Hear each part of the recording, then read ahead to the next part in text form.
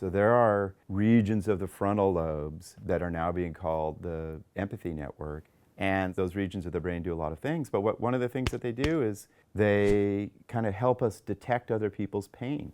When you damage the empathy networks of your brain, which some people do, they become really impulsive. And you can have people who are really good citizens of the world, right?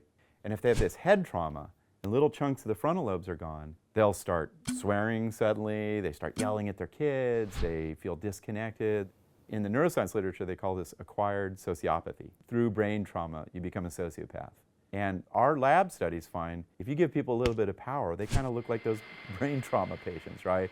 So we find, like, if I feel powerful, I flirt inappropriately, I am more likely at work to swear and to act in a rude fashion, I'm more likely to gamble. It makes you impulsive.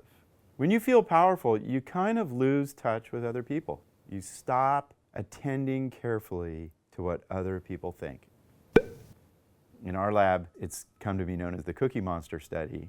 We brought 3 people to the lab. We pointed at one person, we said, "You're in charge," right? And so that person kind of felt powerful.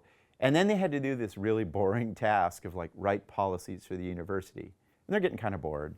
We bring a plate of chocolate chip cookies. Everybody takes one cookie.